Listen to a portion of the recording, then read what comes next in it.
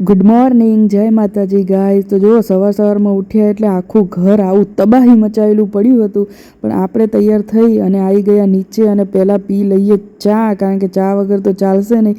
અને પછી મમ્મીએ બનાવેલી હતી આ બળી. તમે બળીને શું કહો, ખાધેલી છે કોઈ દાડ કહેજો જરાક. અને પછી ભાભીને ખાવાતા પૌવા, અને પૌવા ખાઈને એમને નીકળવું હતું અમદાવાદ, તો આપણે ભાભી માટે બનાવી દીધા પૌવા. અને પછી અમે વાળી દીધો હતો કચરો રસોડામાં અને જમવાની જગ્યાએ.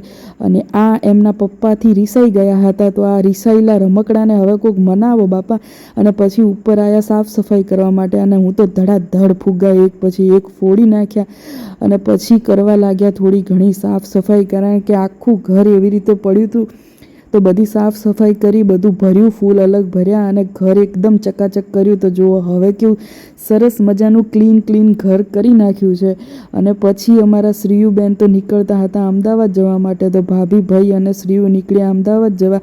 અને અમે કરી સાંજના ખાવાની તૈયારી. તો બનાવવાનું હતું બટેકા અને પાલકનું શાક. તો બનાવી નાખ્યું સરસ મજાનું બટેકા અને પાલકનું શાક. અને પછી બધાએ જમી લીધું. જમી અને તૈયાર થઈ ગયા આપણે નવરાત્રિના છેલ્લા દિવસ માટે, અને કરી દીધી આરતી. તો બધાએ માતાજીની આરતી કરી નાખી. અને હવે ચલો રમીએ ગરબા, કારણ કે આજે તો છે છેલ્લો દિવસ.